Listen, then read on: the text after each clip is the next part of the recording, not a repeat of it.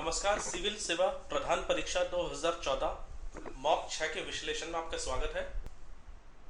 सबसे पहले एक बार खंडवार विश्लेषण कर लेते हैं पूरे प्रश्न पत्र का। तो देखिए, इस प्रश्न पत्र में कुल 25 प्रश्न थे, प्रत्येक प्रश्न 10 अंकों का था। इस प्रकार कुल अंक हो जाते हैं 250, जिसमें शासन, संविधान एवं राज्य व्यवस्था से कुल 13 प्रश्न पूछे गए 10-10 नंबर के। अतः उसका जो कुल अंक होते हैं वो 130 होते हैं। सामाजिक न्याय से 5 प्रश्न पूछे गए 10-10 अंकों के, यानी 50 अंकों के यहाँ से पूछा गया है।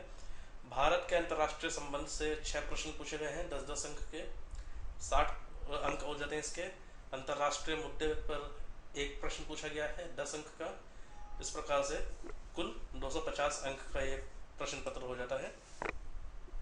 देखते हैं सबसे पहले प्रश्न संख्या 1।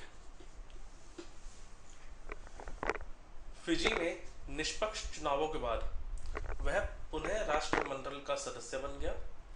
फिजी में हाल ही में हुए राजनीतिक परिवर्तनों तथा वहां रह रहे भारतीय मूल के लोगों पर उनके प्रभाव की संक्षेप में विवेचना कीजिए। देख सकते हैं कि जो प्रश्न है वो एक मध्यम स्तर का प्रश्न है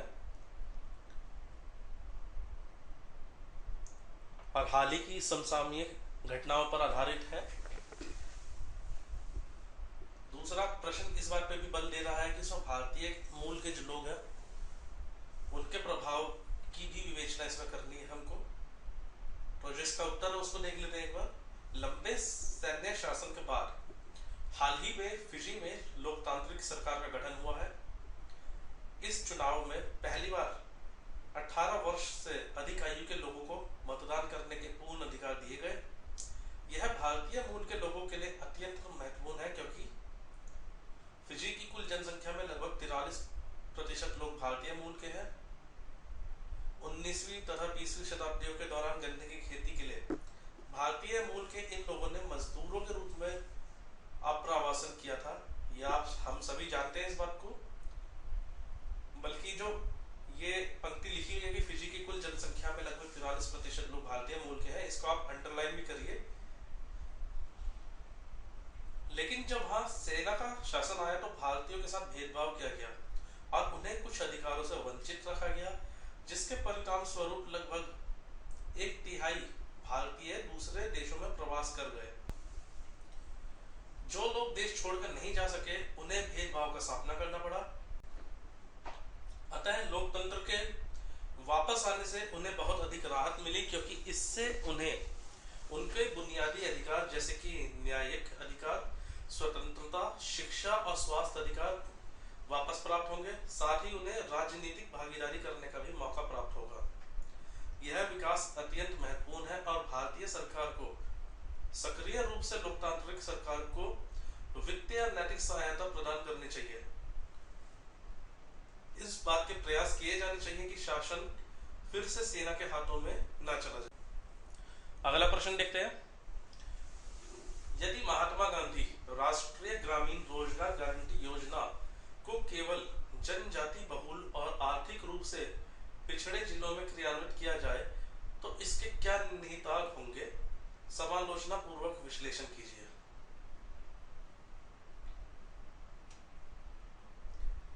इसमें ध्यान देने वाली बात यह है कि ये जो योजना है इसकी जानकारी पूरी होना आवश्यक है। फिर साथ के साथ ये कि जनजाति बहुल और आर्थिक रूप से पिछड़े जिलों में क्रियान्वित किया जाए तो इसके क्या निहितार्थ होंगे। ऐसी स्थिति में जनजाति बहुल इलाकों में जो समस्या है उनसे भी आपको भलीभांति परिचित होना चाहिए। साथ ही साथ पिछड़े जिलों में किस तरह की समस्याएं रहती हैं उसकी भी आपको अच्छे से ज्ञान होना चाहिए। नजर डालते हैं इसके उत्तर पे। मनरेगा भारत सरकार की रोजगार गारंटी योजना है जो कार्य करने के अधिकार को लागू करने की दिशा में एक कदम है, जिसका उल्लेख हमारे संविधान के राज्य की नीति के निर्देशक सिद्धांतों में किया गया है। केवल जनजाति बहुल और आर्थिक रूप से पिछड़े जिलों में इसे क्रियान्वित करने के निम्नलिखित निहितार्थ होंगे। यह गरीब और जरूरतमंद लोगों को आजीविका प्रदान करने के मनरेगा के उद्देश्यों को पूरा करने में सहायता करेगा। यह सब्सिडी के बोझ को कम करेगा, क्योंकि जिलों की संख्या 675 से कम कर 200 कर दी जाएगी और राजकोषीय घाटे को पूरा करने के लक्ष्य को पूर्ण करने में सहायता करेगा। राज्यों पर वित्तीय बोझ कम हो जाएगा। एक समान नीति के कारण जिन राज्यों को इसका लाभ नहीं मिला था वो इसके लागू किए जाने से अधिक लाभान्वित होंगे। लेकिन यह अवधारणा कि गरीब और आदिवासी लोग क्षेत्रीय रूप से वितरित है, एक व्यवहारिक दृष्टिकोण नहीं है। इसको आप अंडरलाइन भी कर लीजिए। शेष जिलों में गरीब और आदिवासी लोगों की आजीविका सुरक्षा के लिए और अधिक संकट पैदा हो जाएगा। संपत्ति सृजन जो सतत विकास के लिए एक महत्वपूर्ण निर्धारक है, अपंग हो जाएगी। यह लोगों के शहरों की ओर प्रवास करने के लिए प्रोत्साहित करेगा, जिसके कारण शहरों की पहले से बिगड़ी हुई व्यवस्था पर और अधिक बोझ पड़ेगा। इसके कारण लोग एक गांव से दूसरे गांव प्रवास करना शुरू कर सकते हैं। बस सामान्य इस तरह की जो ये समस्याएं हैं इससे आप परिचित होंगे और सामान्य समस्याएं हैं, लेकिन प्रश्न का जो उत्तर का जो स्वरूप रहेगा वो इस तरह से ही रहेगा कि क्योंकि इस पे जोर दिया गया है कि जनजाति बहुल और पिछड़े जिलों में क्रियान्वित किया जाए तो इसके क्या निहितार्थ होंगे। ऐसी स्थिति में दोनों ही चीज की अगर करते हैं, अगर क्रियान्वित करते हैं हम ऐसे जनजाति बहुल इलाकों में और पिछड़े जिलों में, तो उसके क्या परिणाम होंगे, और अगर नहीं करते हैं तो क्या परिणाम है। अगला प्रश्न देखते हैं। बच्चों में कुपोषण दूर करने के लिए भारत सरकार द्वारा कई कार्यक्रम लागू किए गए हैं, फिर भी यह भारत में कायम है। भारतीय बच्चों में कुपोषण के सतत कायम रहने के कारणों की विवेचना कीजिए। एक सामान्य स्तर का प्रश्न है, लेकिन इसमें यह है कि आपको विभिन्न प्रकार की संस्थाओं द्वारा जो सर्वेक्षण किए गए थे और उनके जो परिणाम आए हैं, जिसमें भारत की जो कुपोषण दर है, कुपोषण का जो स्तर है, उसको दर्शाया गया है। अगर उनके भी थोड़ा सा आप उस ज्ञान को भी अगर इसमें उपयोग करते हैं, उत्तर लिखते हो, तो आपका जो उत्तर है काफी आकर्षक बन जाएगा। ठीक है, इसके साथ ही देखते हैं प्रश्न के उत्तर को। भारतीय अर्थव्यवस्था के शानदार प्रदर्शन और सरकार द्वारा विभिन्न नीतियां घोषित किए जाने के बावजूद भी कुपोषण एक सामाजिक दोष बना हुआ है। स्वच्छता सुविधाओं की कमी, स्वच्छ पेयजल की अनुपलब्धता और बच्चों की पोषण आवश्यकताओं के बारे में अनभिज्ञता इस समस्या के कारण है। अन्य कारण निम्नलिखित है। गरीबी सबसे बड़ा अभिशाप है, जिसके कारण लोगों को पौष्टिक भोजन प्राप्त नहीं होता और वे कुपोषण के शिकार हो जाते हैं। पौष्टिक तत्वों के ज्ञान की कमी के कारण लोग असंतुलित भोजन का सेवन करते हैं और उनका स्वास्थ्य खराब हो जाता है और बच्चे मोटापे का शिकार हो जाते हैं। लड़कियों को पौष्टिक भोजन देने में किए जाने वाले भेदभाव के कारण लड़कियां अत्यधिक कुपोषण का शिकार हो रही हैं। कमजोर माँ एक कमजोर बच्चे को जन्म देती है और यह चक्र जारी रहता है। इस पॉइंट को आप अंडरलाइन कर दीजिए। ये एक पॉइंट अपने आप में पूरी समस्या का एक बहुत बड़ा जो हिस्सा है उसको रिप्रेजेंट कर रहा है। यहाँ पर सरकार की खाद्य सुरक्षा नीतियों द्वारा आच्छादित न होने के कारण कई गरीब लोग खाद्य सुरक्षा से वंचित रह जाते हैं। अकार्बनिक कृषि के कारण भोजन में पौष्टिक तत्वों की उपलब्धता में बहुत अधिक कमी आ गई है। भारत को समग्र रूप से आर्थिक, सामाजिक, तकनीकी और राजनीतिक प्रयास करना चाहिए ताकि गरीबी और भुखमरी कम करने के अपने महत्वपूर्ण और सर्वप्रथम लक्ष्य को प्राप्त किया जा सके। इसमें आपको ध्यान हो तो मिड डे मील स्कीम भी वैसे सरकार चला रही है। सरकार अपनी तरफ से प्रयास कर रही है पूरे, लेकिन जो है फिर भी जो परिणाम होने चाहिए वो अभी नहीं मिल पा रहे हैं। लेकिन इसके अलावा जो सबसे बड़ी समस्या हुई है वो ये कि लड़कियों को पौष्टिक भोजन देने में किए जाने वाले भेदभाव के कारण लड़कियां अत्यधिक कुपोषण का शिकार हो रही हैं। कमजोर माँ एक कमजोर बच्चे को जन्म देती है और यह चक्र जारी रहता है। देखते हैं अगला प्रश्न। प्रश्न संख्या 4। भारत में बड़ी संख्या में विचाराधीन कैदी स्वतंत्रता के मौलिक अधिकार से वंचित हैं और उन्हें न्याय प्रदान करने के लिए केवल अपराध प्रक्रिया संहिता के प्रावधान ही पर्याप्त नहीं है।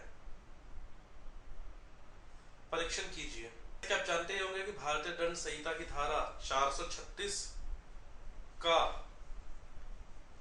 उसमें ये प्रावधान है कि अगर कोई विचाराधीन कैदी है और जिस धारा में वो उसको जेल में बंद किया गया है, अगर उसके अधिकतम सजा का वो आधा समय भी जेल में काट चुका है तो उसको अनिवार्य रूप से जमानत पर रिहा करना होगा।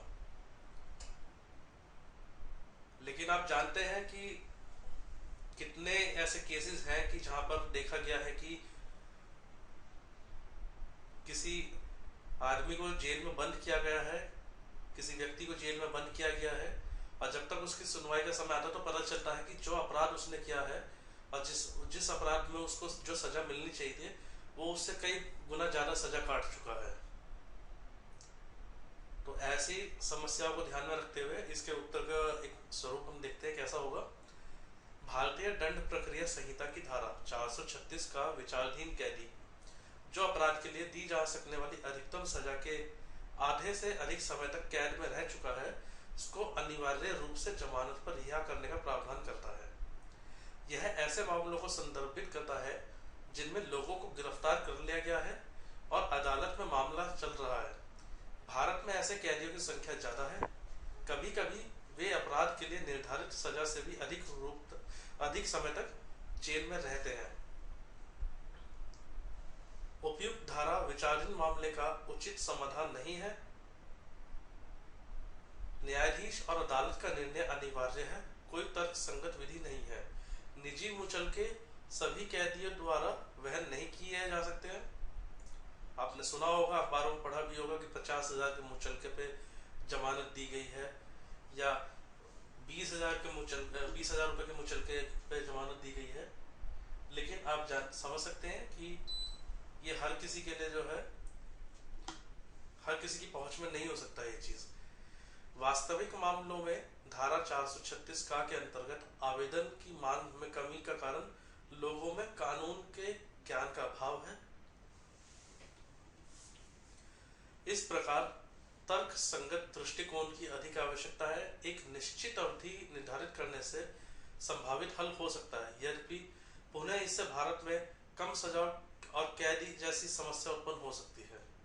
इस तरह के मामलों को निपटाने के लिए खास तौर पर विशेष अदालतों की संख्या बढ़ाने की आवश्यकता है। ऐसे विचाराधीन लोगों की संख्या कम करने के लिए गंभीर अपराध के लिए गिरफ्तार करने की अनुमति होनी चाहिए, जिनका कि मानवाधिकार इसके कारण प्रभावित होता है। अगला प्रश्न देखते हैं। प्रस्तावित बांग्लादेश, चीन, भारत, म्यांमार BCIM आर्थिक गलियारा दक्षिण एशिया में संयोजकता में वृद्धि करेगा। संबद्ध क्षेत्र तथा भारत के लिए इसके महत्व की विवेचना कीजिए। यदि आज के संदर्भ में हम बात करते हैं तो बांग्लादेश, चीन, भारत और म्यांमार, ये जो एक गलियारा बन रहा है ये अपने आप में कई अलग अलग विभिन्न पहलुओं के हिसाब से बहुत ही महत्वपूर्ण बन जाता है और इसका खास तौर पर फायदा भारत को ज्यादा मिलेगा, क्योंकि भारत के जो पूर्वोत्तर राज्य हैं जिनको हम 7 सिस्टर स्टेट्स भी बोलते हैं, खास तौर पर उन राज्यों को इसका बहुत अधिक फायदा मिलेगा, क्योंकि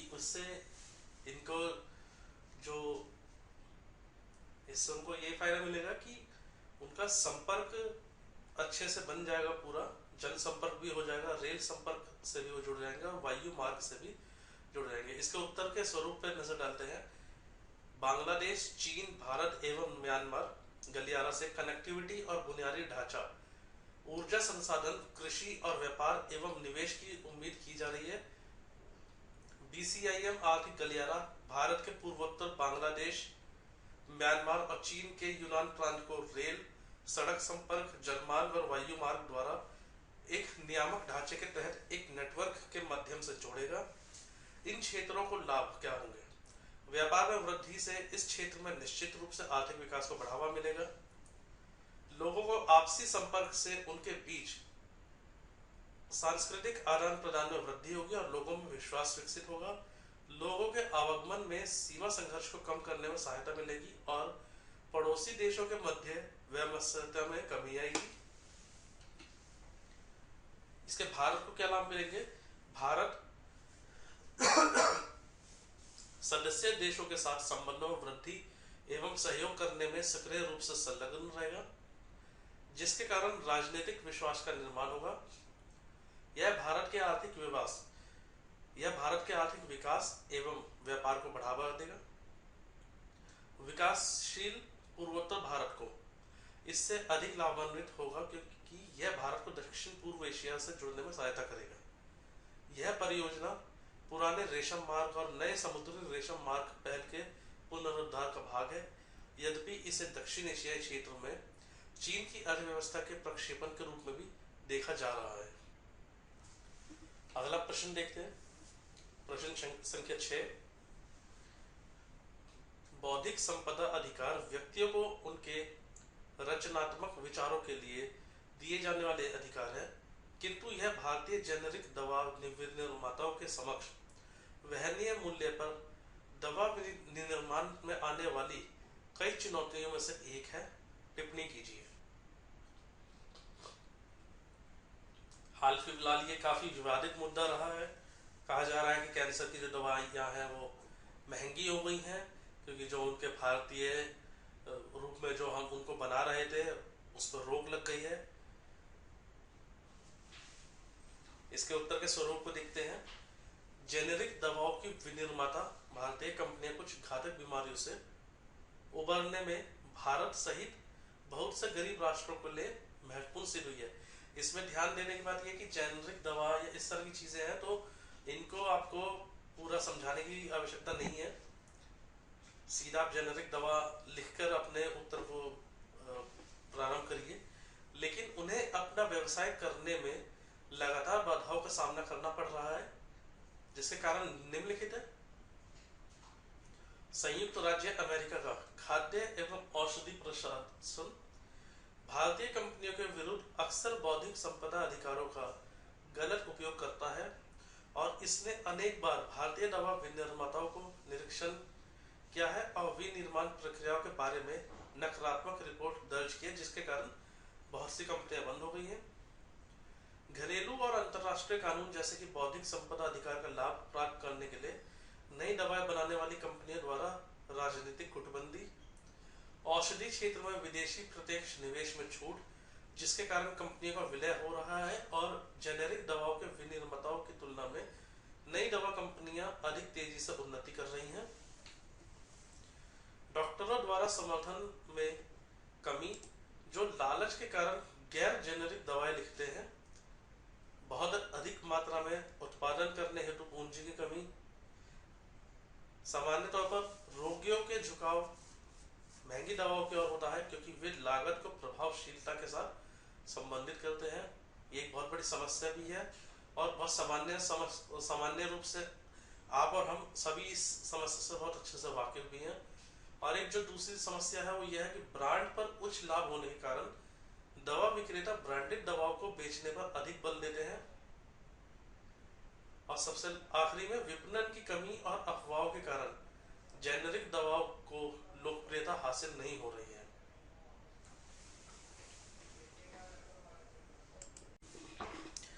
देखते हैं प्रश्न संख्या 7 को। गैर सरकारी संगठन जन सामान्य के कल्याण के लिए महत्वपूर्ण भूमिका निभाते हैं। विवेचना कीजिए कि वे किस प्रकार भारत में प्राथमिक शिक्षा क्षेत्र के विकास में योगदान कर सकते हैं। गैर सरकारी संगठन यानी कि एनजीओ, नॉन गवर्नमेंटल ऑर्गेनाइजेशंस, तो आप जानते हैं कि भारत में सरकार के साथ वो विभिन्न सेक्टर्स में जो है सरकार के साथ काम कर रहे हैं मिलके वो। तो यहाँ पूछा गया कि प्राथमिक शिक्षा के क्षेत्र में वो किस तरह से उसके विकास में योगदान कर सकते हैं। इसका उत्तर कुछ इस प्रकार होगा कि भारत में 6 से 14 वर्ष आयु वर्ग के बच्चों के लिए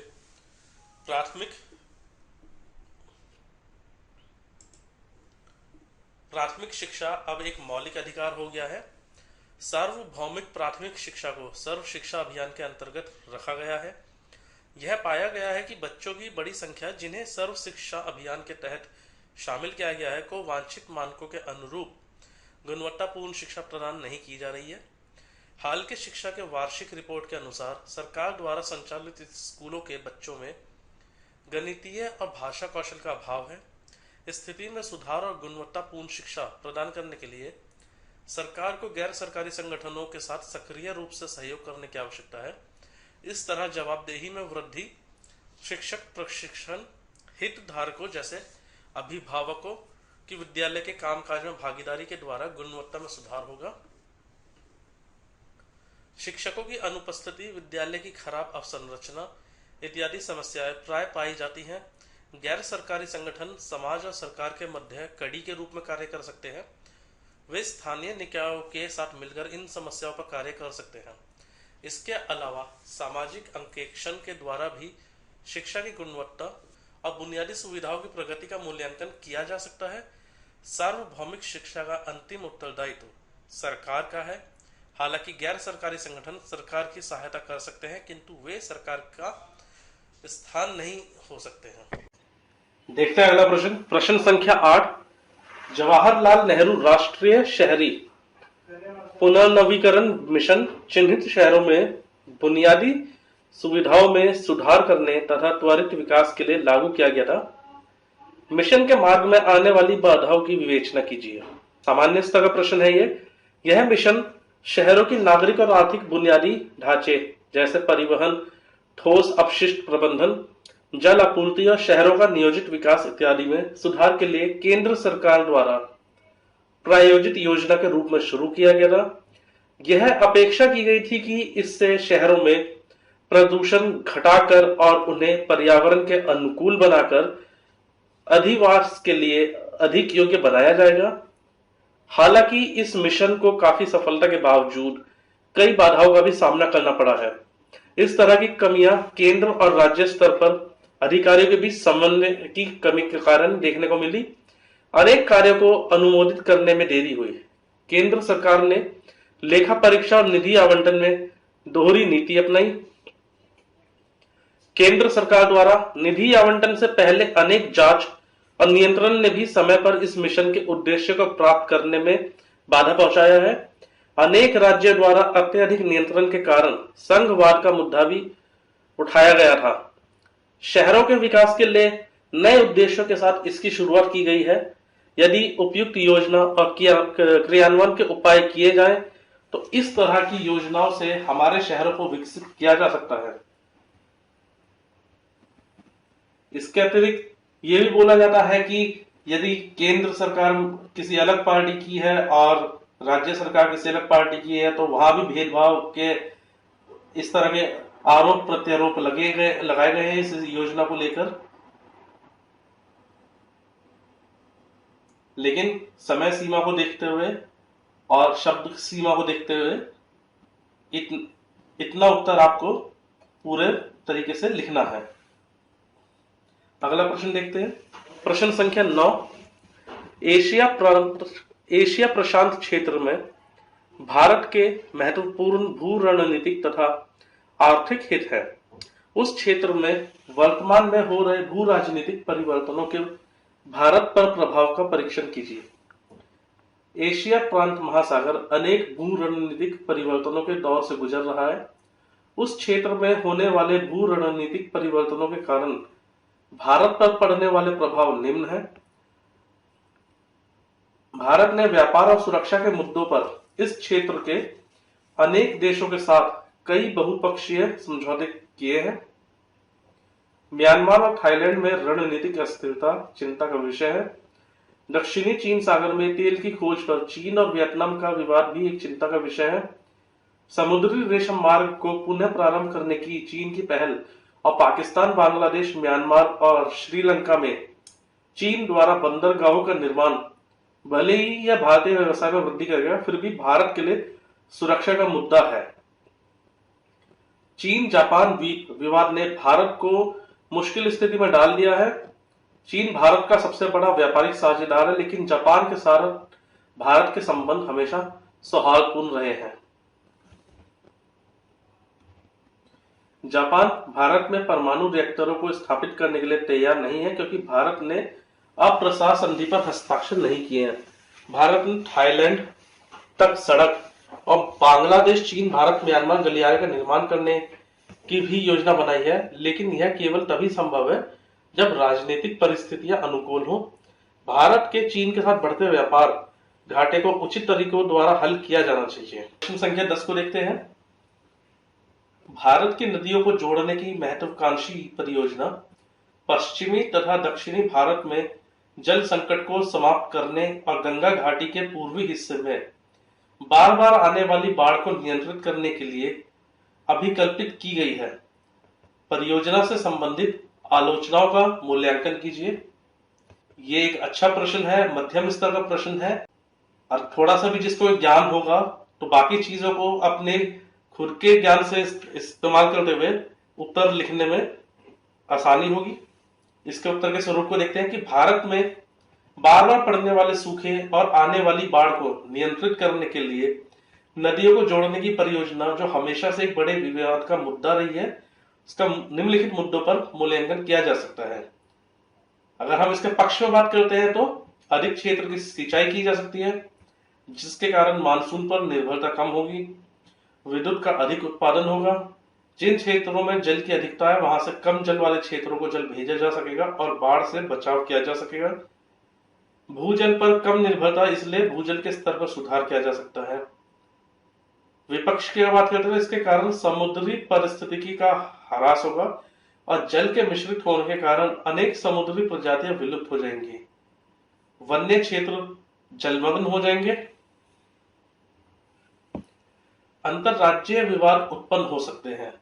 चूंकि जल संसाधन राज्य सूची के अंतर्गत आते हैं और जल संसाधन पर परियोजनाओं का विकास संघ सूची के अंतर्गत आता है, इसलिए भविष्य में होने वाले विवादों से बचने के लिए संवैधानिक संशोधनों की आवश्यकता होगी।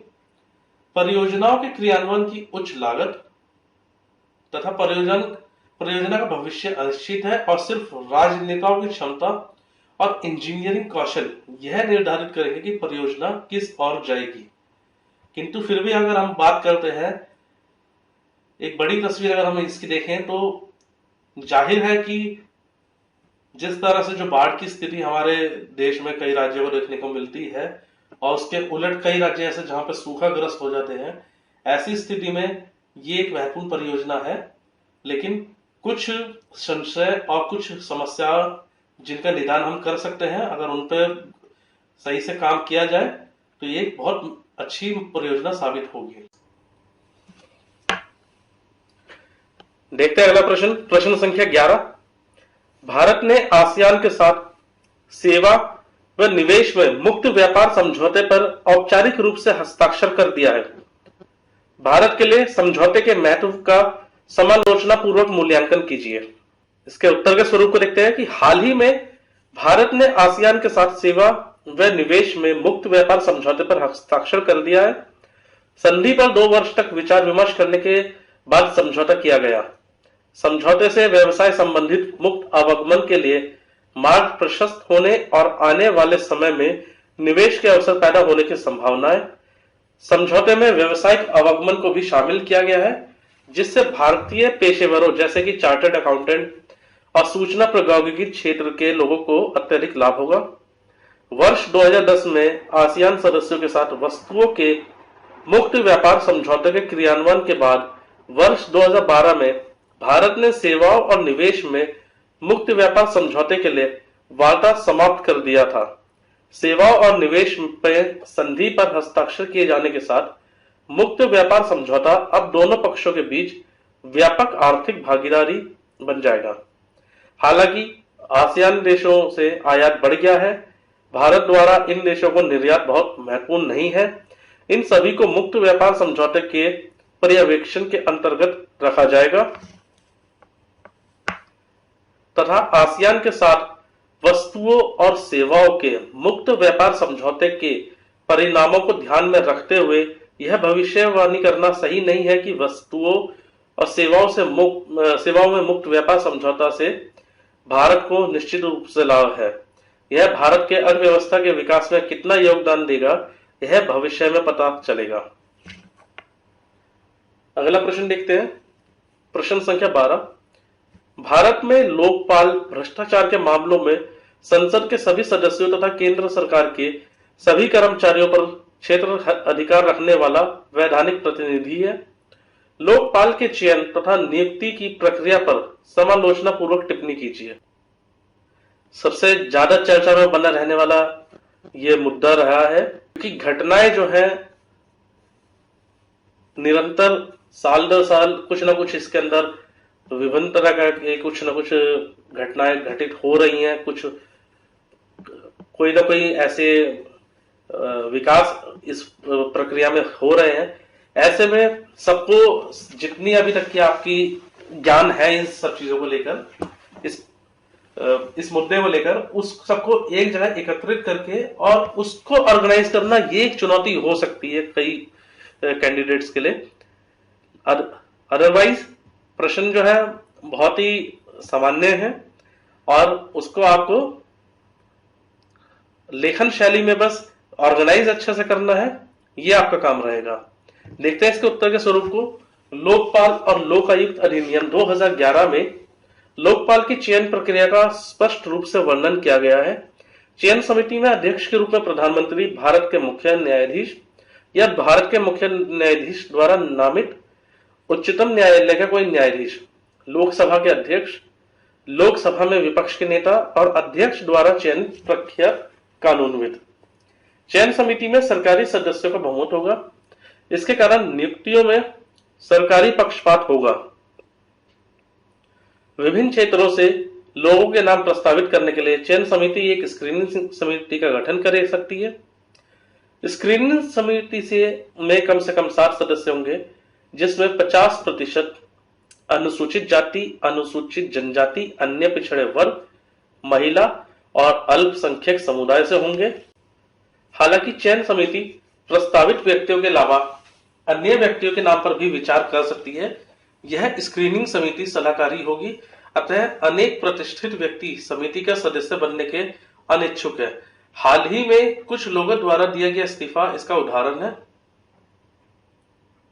लोकतंत्र में लोकपाल के महत्व के कारण इसकी नियुक्ति जितनी अधिक संभव हो सके उतनी निष्पक्ष और उद्देश्यपूर्ण होनी चाहिए। किसी पद की गरिमा उस पद पर कार्य करने वाले लोगों पर निर्भर करती है। देखते हैं अगला प्रश्न, प्रश्न संख्या 13। कई कारणों से उच्च शिक्षा के लिए विदेश जाने वाले भारतीय विद्यार्थियों की संख्या बढ़ रही है। इस परिवर्तन के कारणों और भारत पर इसके प्रभावों की विवेचना कीजिए। तो सीधा हमें प्रश्न में पूछा गया कि कारण क्या है और इसका प्रभाव क्या पड़ेगा, तो सीधा कारणों पे पहले आते हैं। अध्ययन करने हेतु भारतीय विद्यार्थियों के विदेश जाने के मुख्य कारण निम्नलिखित है। शोध करने के बेहतर अवसर और चयन करने के लिए विषयों की व्यापक श्रृंखला, भारत की तुलना में रोजगार के अधिक अवसर, वित्तीय रूप से अधिक सक्षम, सस्ती और उदार ऋण सुविधाओं ने विदेश में अध्ययन को व्यवहार्य बना दिया है, पूरे विश्व की विभिन्न संस्कृतियों को सीखने का अवसर, दुनिया के शीर्ष विश्वविद्यालयों में से अधिकांश विदेश में स्थित है, युवाओं के बीच यह धारणा कि विदेश में रोजगार के बेहतर अवसर हैं। बाकी इसके अलावा यह भी कह सकते हैं कि समाज में एक प्रतिष्ठा भी मानी जाती है, खासतौर पर उच्च आय वर्ग में एक स्टेटस सिंबल भी होता है। लेकिन इतने से हमारा काम यहाँ पे चल जाना है। अब इसके प्रभाव देखते हैं कि भारत पर पड़ने वाले प्रभाव। प्रतिभा पलायन के कारण प्रतिभाशाली लोगों की कमी होगी, विज्ञान और तकनीक के उन्नयन में अवरोध, आर्थिक हानि क्योंकि प्रवासन से पहले उनकी शिक्षा पर बहुत अधिक धन व्यय किया जा चुका है, जिसको हम बोलते हैं, बहुत कॉमनली बोलते हैं, ब्रेन ड्रेन। प्रतिभाशाली व्यक्तियों के ना रहने से उच्च शिक्षा में किए जाने वाले सुधारों पर भी प्रतिकूल प्रभाव पड़ता है। छात्र जो विदेश में रहते हैं वे मूल्यवान संप्रेषण का स्रोत होते हैं। छात्र भारतीय संस्कृति के दूत होते हैं जो विनम्र कूटनीति में वृद्धि करते हैं। अगला प्रश्न देखते हैं, प्रश्न संख्या 14। भारत और बांग्लादेश के बीच भूमि सीमा समझौता भारत का अपने पड़ोसी देशों के साथ सीमा विवाद हल करने की ओर एक सकारात्मक कदम हो सकता है, टिप्पणी कीजिए। देखिए, भारत और बांग्लादेश के साथ सीमा विवाद आप सभी जानते हैं कि कितना पुराना है ये, और उसकी समस्याएं से भी बहुत अच्छी तरह से वाकिफ है हम लोग। कई जगह पे क्या है कि जो सीमा है वो सही से उसको चिन्हित नहीं किया गया है, और एक समस्या थी एनक्लेव की। एनक्लेव अगर आपको नहीं पता तो मैं बता देता हूं कि एनक्लेव एक पर्टिकुलर एरिया, एक छोटा सा जमीन का टुकड़ा कह सकते हैं, जो है किसी दूसरे देश की सीमा में, लेकिन वो है किसी अन्य देश का। ऐसी भी समस्या आ जाती है। ये सारी समस्या आती हैं जो सीमा का सही से जो चिन्हन नहीं किया गया है सीमा को, उसकी वजह से आती है। और इसकी वजह से फिर कई तरह की और समस्याएं आनी चालू हो जाती हैं, चाहे वो ह्यूमन ट्रैफिकिंग की हो, ड्रग ट्रैफिकिंग से रिलेटेड हो, टेररिज्म हो। इसके उत्तर के स्वरूप को एक बार देख लेते हैं। भारत और बांग्लादेश के बीच भूमि सीमा समझौता भारतीय संसद में लंबे समय से पुष्टि के लिए लंबित है। हालांकि बांग्लादेश द्वारा 1974 में इसकी अभिपुष्टि और इस पर हस्ताक्षर किए गए थे, इसको आप अंडरलाइन करिए। लेकिन इस समझौते से संबंधित 119वां संवैधानिक संशोधन विधेयक अभी भी स्वीकृति के लिए भारतीय संसद में लंबित है। इसका उद्देश्य एक दूसरे की सीमा के भीतर 111 भारतीय एनक्लेव और 57 बांग्लादेश के एनक्लेव का विनिमय करना है, जिसके परिणाम स्वरूप भारत का क्षेत्र कम हो जाएगा। यह समझौते का विरोध करने का प्रमुख कारण है। समझौते के लाभ, सर्वप्रथम इससे दोनों देशों के बीच द्विपक्षीय संबंधों में सुधार होगा, क्योंकि इसे दोनों राष्ट्रों के हितों के रूप में प्रस्तुत किया गया है और भारत से यह उम्मीद की जा रही है कि वह बिना विलंब के इस पर मंजूरी प्रदान करें। सीमाओं का प्रभावशाली लाभ, सरकारी सेवाओं को उचित रूप से नागरिकों तक पहुंचाया जा सकेगा। इससे सीमाओं पर अनावश्यक मुठभेड़ को रोका जा सकेगा तथा सीमा का स्पष्ट सीमांकन, जिससे बांग्लादेश से होने वाली अवैध प्रवासन जो भारत के उत्तरी राज्यों के लिए सुरक्षा समस्या पैदा करता है, की रोकथाम की जा सकेगी। अगला प्रश्न लिखते हैं। प्रश्न संख्या 15, किन आधारों पर भारत ने परमाणु प्रसार निषेध संधि पर हस्ताक्षर करने से इंकार कर दिया? भारत द्वारा विभिन्न देशों के साथ किए गए नागरिक परमाणु समझौतों के महत्व का परीक्षण कीजिए।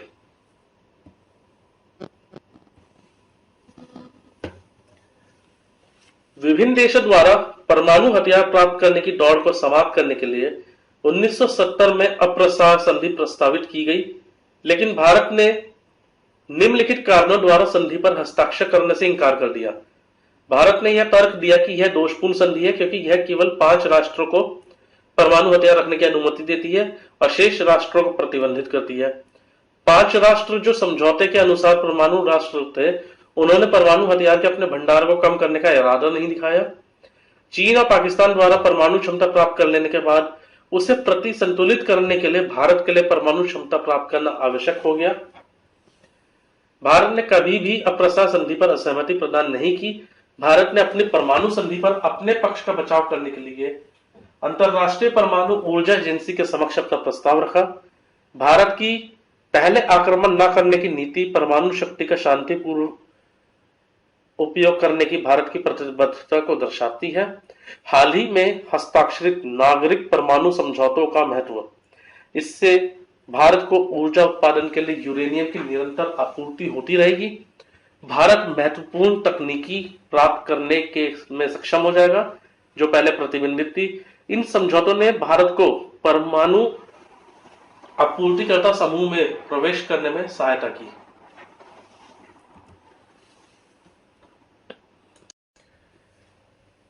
देखते हैं प्रश्न संख्या 16 को।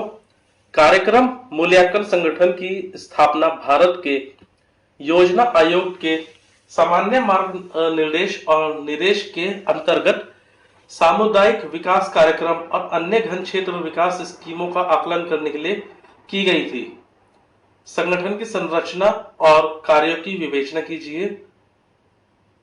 कार्यक्रम मूल्यांकन संगठन यानी परफॉर्मेंस इवैल्यूएशन ऑर्गेनाइजेशन पीईओ, इसकी स्थापना 1952 में की गई थी।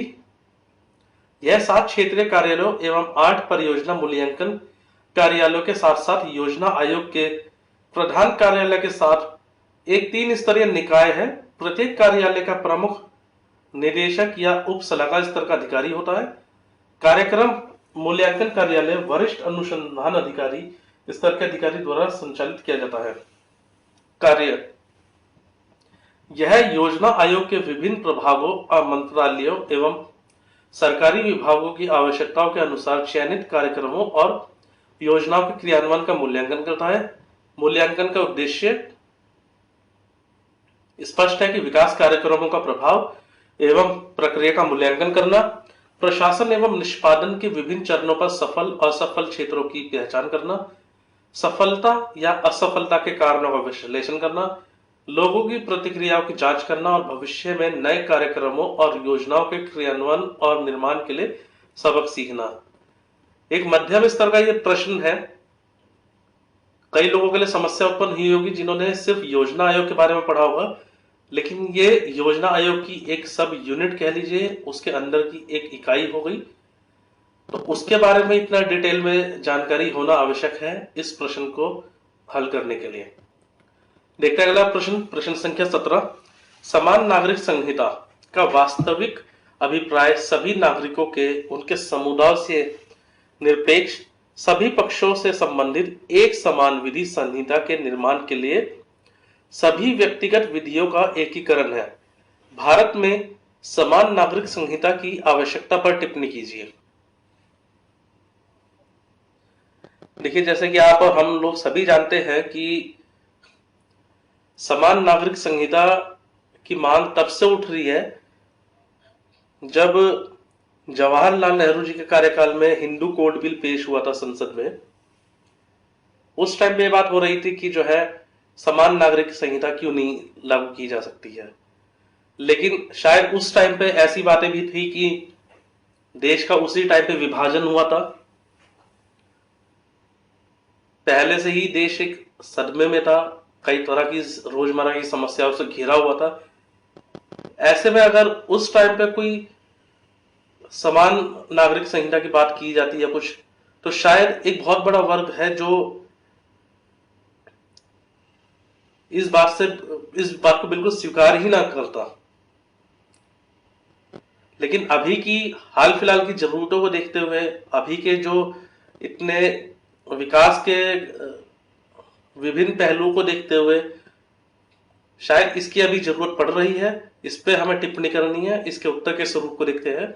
समान नागरिक संहिता सभी जाति धर्म के नागरिकों के लिए व्यक्तिगत विधियों जैसे विवाह विच्छेद, भरण पोषण, उत्तराधिकार और गोद लेना इत्यादि का एकीकरण है। भारतीय संविधान के अनुच्छेद 44 में इसका उल्लेख है। इसे देश के शासन में मौलिक होना चाहिए। वर्तमान व्यक्तिगत विधियां धार्मिक ग्रंथों पर आधारित है और उसमें लिंग भेद आधारित अन्याय के तत्व भी शामिल है। भारतीय समाज में शहरीकरण, आधुनिकीकरण और शिक्षा का प्रसार हो रहा है, जिसके कारण प्रवासन तथा आर्थिक और सामाजिक गतिशीलता ने बहुसांस्कृतिक अंतर सामुदायिक अंतर क्रिया जैसे विवाह, गोद लेना, विवाह विच्छेद बढ़ा दिया है। किंतु परंपरागत कानून इन उभरते वास्तविकताओं को समायोजित नहीं कर सकते हैं। विशेष विवाह अधिनियम इनमें से समस्याओं को हल करता है, किंतु सभी को नहीं। एक तर्कसंगत और आधुनिक समान नागरिक संहिता सांप्रदायिक सद्भाव और राष्ट्रीय एकता को बढ़ावा देगी। यह कुछ निश्चित आदिवासी समूह सहित विभिन्न समुदायों के बीच सामाजिक बंधन को समाप्त करेगी, किंतु इन सभी को राष्ट्र पर थोपा नहीं जा सकता है। विभिन्न समुदायों के वास्तविक या काल्पनिक भय को दूर करने की आवश्यकता है। इस बात की आशंका है कि समान नागरिक संहिता परंपरागत कानून को निरस्त कर देगी और राज्य व्यक्तिगत मामलों में हस्तक्षेप करेगा, दूर करना चाहिए। अगला प्रश्न देखते हैं, प्रश्न संख्या 18। अनिवार्य वस्तु अधिनियम 1955 भारत सरकार द्वारा जन सामान्य के हितों को सुनिश्चित करने के लिए किया गया था। अधिनियम के विभिन्न उद्देश्यों की विवेचना कीजिए। अनिवार्य वस्तु अधिनियम का अधिनियमन भारत सरकार द्वारा किया गया था, लेकिन इसे राज्य सरकारों द्वारा लागू किया जाता है।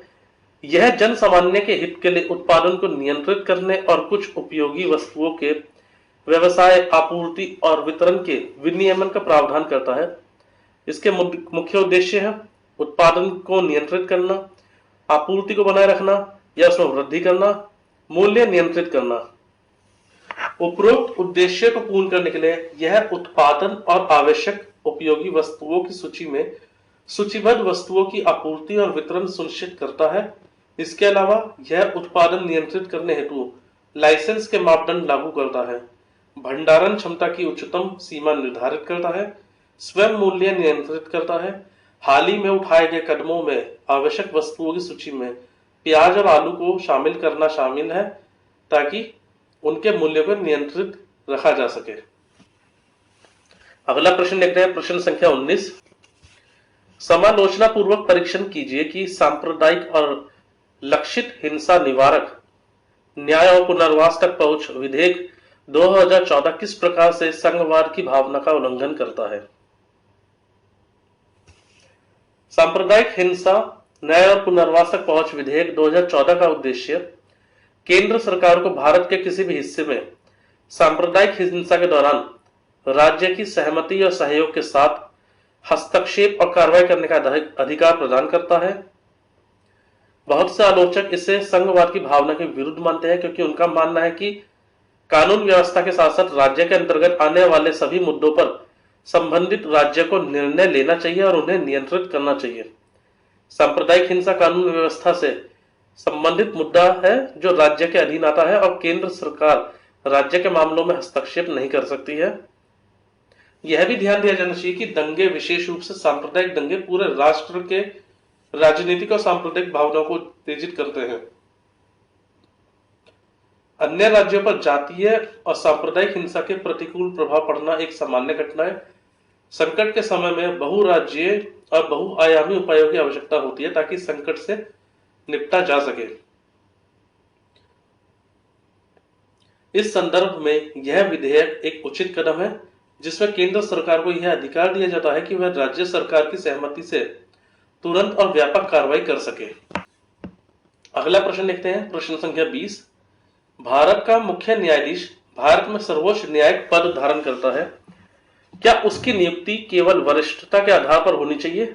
टिप्पणी कीजिए। तो जिस घटना से यह प्रश्न प्रेरित है उससे आप और हम अच्छे से वाकिफ हैं। कई तरह की बातें हो रही हैं, वरिष्ठता की बातें हो रही हैं, कॉलेजियम की बातें हो रही हैं। ऐसे में लिखने के लिए चीजें बहुत सारी होंगी, लेकिन उसको एक जगह पूरा अच्छे से ऑर्गेनाइज करना वही एक चुनौती बन जाती है। उत्तर लिखते वक्त ये जरूर ध्यान रखिएगा कि उत्तर जो है पूरी तरह से बैलेंस्ड होना चाहिए। और इसी के साथ उत्तर के स्वरूप पर हम नजर डालते हैं कि भारत के मुख्य न्यायाधीश की नियुक्ति स्थापित परंपरा के अनुसार वरिष्ठता के आधार पर होती है। वरिष्ठतम न्यायाधीशों को मुख्य न्यायाधीश के रूप में नियुक्त किया जाता है। स्थापित परंपरा का पालन इसलिए किया जाता है ताकि उच्चतम न्यायालय पर मुख्य न्यायाधीश की नियुक्ति के संदर्भ में कोई अनुचित दबाव न डाला जा सके।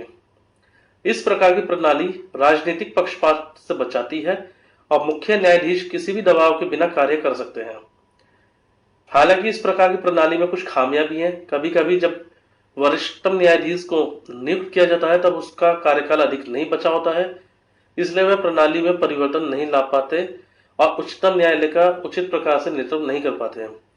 उच्चतम न्यायालय के उचित और प्रभावी कार्य के लिए मुख्य न्यायाधीश के पास न्यूनतम नियत कार्यकाल नहीं है, उसकी उपेक्षा की जानी चाहिए। एक स्थायी और नियत कार्यकाल समस्या को हल करने के लिए एक बेहतर उपाय होगा। यह अनेक परिवर्तनों के बिना एक स्पष्ट दूरदर्शिता लाएगा और ढांचे को कारगर बनाएगा। इसलिए वरिष्ठता एकमात्र मापदंड नहीं होना चाहिए, बल्कि मुख्य न्यायाधीश के कार्यकाल को अधिक प्राथमिकता देनी चाहिए। एक जवाबदेही और पारदर्शी प्रणाली स्थापित की जानी चाहिए। देखते हैं प्रश्न संख्या 21 को। समुद्री कानून पर संयुक्त राष्ट्र अभी समय जो यह विचार प्रतिपादित करता है कि समुद्र क्षेत्र की समस्याएं परस्पर संबंधित है और उन्हें समग्र रूप से हल किए जाने की आवश्यकता है, कि संक्षेप में विवेचना कीजिए। भारतीय परिप्रेक्ष्य में इसकी प्रासंगिकता का परीक्षण कीजिए। समुद्री कानून पर संयुक्त राष्ट्र अभी समय 1994 में लागू किया गया और इसमें समुद्री प्राकृतिक संसाधनों के उपयोग के संदर्भ में राष्ट्रों के अधिकारों और उत्तरदायित्वों को परिभाषित किया गया है। इसमें निम्नलिखित को परिभाषित किया गया है: आंतरिक जल संसाधन, क्षेत्रीय जल संसाधन, क्षेत्रीय जल, निकटस्थ क्षेत्र, समुद्री सांस्कृतिक क्षेत्र, विशेष आर्थिक क्षेत्र, महाद्वीपीय निमग्न क्षेत्र तट। समुद्री क्षेत्र के सीमांकन के संदर्भ में भारत का पड़ोसी देशों के साथ कोई विवाद नहीं है, लेकिन बंगाल की खाड़ी में बांग्लादेश के साथ एक विशेष मुद्दे पर विवाद है। हाल ही में हेग में स्थायी मध्यस्थम न्यायालय ने संबंधित मामले में महाद्वीपीय पट्टी और विशेष आर्थिक क्षेत्र को विभाजित करने हेतु एक 3 चरणीय विश्लेषण प्रदान किया है। निर्णय आंतरिक महाद्वीपीय निमग्न तट और विशेष आर्थिक क्षेत्र से संबंधित है, लेकिन बाहरी महाद्वीपीय निमग्न तट के मामले में जो 200 नॉटिकल मील से अधिक क्षेत्र में फैला है, उसके लिए UNCLOS के तहत अलग प्रावधान है। इसमें वर्णन किया गया है कि इस प्रकार के दावों को आयोग में दर्ज किया जाना चाहिए, जिसके पास अंतिम निर्णय देने का अधिकार है।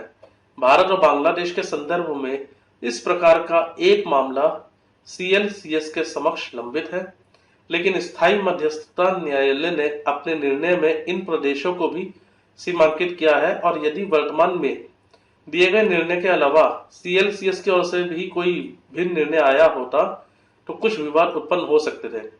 ऐतिहासिक भारत बांग्लादेश समुद्री सीमांकन के निर्णय ने लंबे समय से चली आ रही समस्या के समाधान की शुरुआत की है।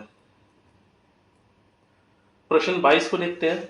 संस्थानों की गुणवत्ता और प्रशासनिक संरचना तथा आर्थिक वृद्धि में सकारात्मक संबंध है, विवेचना कीजिए। प्रशासन का संबंध सरकार तथा अन्य सामाजिक घटकों के बीच अंतरक्रिया तथा शासन की जटिल प्रणाली में निर्णय निर्माण की प्रक्रिया से होता है।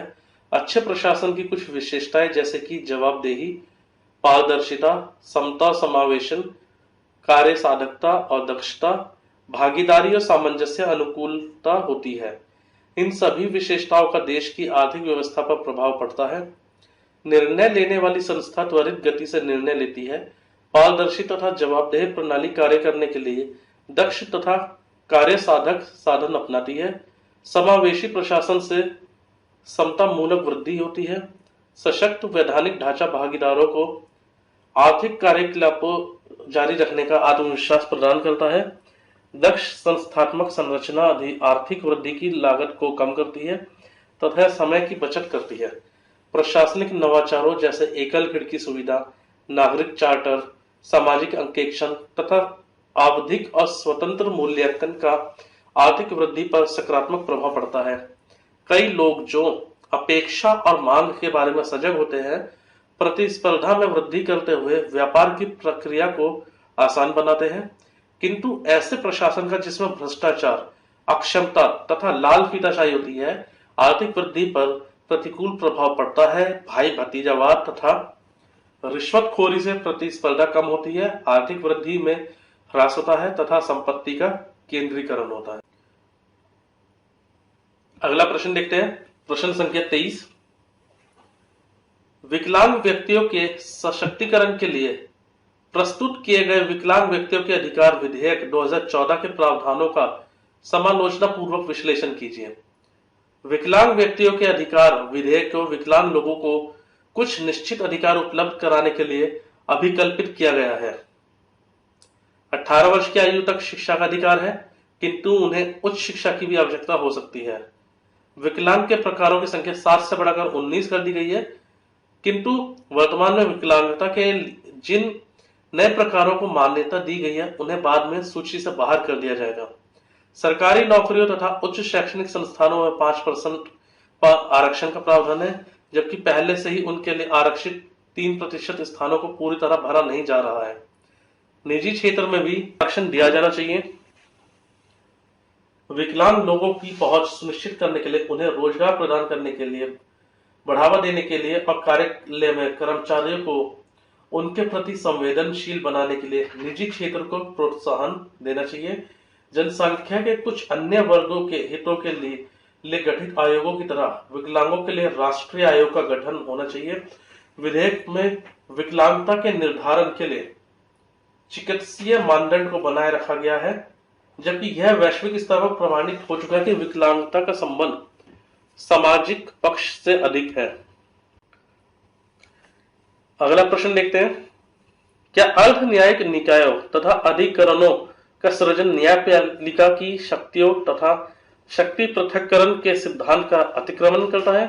विवेचना कीजिए। यह प्रश्न मध्यम स्तर से थोड़ा उच्च स्तर का है। इसके उत्तर के स्वरूप को देखते हैं। शक्ति पृथक्करण भारतीय संविधान के मूल ढांचे का अभिन्न हिस्सा है। इस सिद्धांत को संविधान के अनुच्छेद 323 ख द्वारा चुनौती मिलती है, जो कार्यपालिका को अधिकरणों की नियुक्ति द्वारा न्याय निर्णय के लिए अधिकृत करता है। अतः कई लोग इसे शक्ति पृथक्करण के सिद्धांत का उल्लंघन मानते हैं। अधिकरणों की आवश्यकता, उच्च विशेषज्ञता जैसे कि कर विवाद की आवश्यकता वाले विवाद के निस्तारण के लिए संबंधित क्षेत्र में विशेषज्ञता की आवश्यकता होती है। न्यायालयों में प्राय इस प्रकार की विशेषज्ञता की कमी होती है। न्यायालयों में वाद अत्यधिक समय तक लंबित रहते हैं तथा उनके निस्तारण में विलंब होता है। कार्यपालिका को अधिकरणों की स्थापना का अधिकार स्वयं संविधान देता है। शक्ति पृथक्करण के सिद्धांत को चुनौती देने वाले मुद्दे, अधिकरणों के पीठासीन अधिकारी प्राय न्यायाधीश के बजाय प्रशासनिक अधिकारी होते हैं। प्रशासनिक अधिकारी स्वयं के वर्ग से संबंधित मामला होने के कारण न्याय की भावना के विरुद्ध कार्य कर सकते हैं। संतुलित प्रक्रिया के लिए निम्नलिखित उपाय किए जा सकते हैं। अधिकरणों में न्यायाधीशों तथा प्रशासनिक अधिकारियों का समान प्रतिनिधित्व, विशेषज्ञता की आवश्यकता वाले वादों में न्यायाधीशों की सहायता करने के लिए न्याय मित्र जैसे विशेषज्ञ नियुक्त किए जा सकते हैं। उच्च न्यायालयों और उच्चतम न्यायालय को अपीलों की सुनवाई करने से निवारित नहीं किया जाना चाहिए। उपयुक्त उपायों से कार्यपालिका तथा न्यायपालिका के बीच स्वस्थ संबंधों का विकास होगा और शक्ति पृथक्करण को लेकर कोई विवाद नहीं होगा। आखिरी प्रश्न देखते हैं, प्रश्न संख्या 25। यद्यपि भारत तथा संयुक्त राज्य अमेरिका के उच्चतम न्यायालय अपने अपने संबंधित क्षेत्र अधिकारों में न्यायिक पुनरावलोकन के लिए पर्याप्त सक्षम है, किंतु दोनों की न्यायिक पुनरावलोकन की शक्तियों में उल्लेखनीय अंतर है। विवेचना कीजिए। यह जो नया पाठ्यक्रम आया है सामान्य अध्ययन के लिए, ये उसका एक टॉपिक है। इसके उत्तर के स्वरूप को देखते हैं एक बार कि न्यायिक पुनरावलोकन सिद्धांत के अंतर्गत न्यायपालिका द्वारा विधायिका और कार्यपालिका के कार्यकलापों की वैधानिकता का पुनरावलोकन किया जाता है। विभिन्न देशों के न्यायालयों के क्षेत्र अधिकारों में भिन्नता है के कारण पुनरावलोकन की प्रक्रिया तथा क्षेत्र अधिकार में भिन्नता पाई जाती है। संयुक्त राज्य के संविधान में न्यायिक पुनरावलोकन का सिद्धांत कहीं भी उल्लिखित नहीं है, जबकि यह भारतीय संविधान के अनुच्छेद 13 और 32 में उल्लिखित है। यद्यपि भारतीय संविधान में यह सिद्धांत संयुक्त राज्य के संविधान से लिया गया है।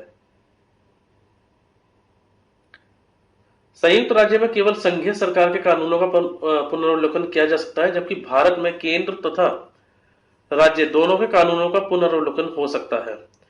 संयुक्त राज्य में न्यायिक पुनरावलोकन विधि की समुचित प्रक्रिया द्वारा नियमित होता है, जबकि भारतीय संविधान के अनुच्छेद 21 में विधि द्वारा स्थापित प्रक्रिया का प्रावधान है। यद्यपि भारत के उच्चतम न्यायालय ने मेनका गांधी विरुद्ध भारत संघ के बाद में विधि द्वारा स्थापित प्रक्रिया की उदार व्याख्या करते हुए कहा कि व्यक्तिगत अधिकारों के मामले में यह विधि की समुचित प्रक्रिया का पर्यायवाची है। इसी के साथ यह विश्लेषण समाप्त होता है। आपका दिन शुभ हो। धन्यवाद।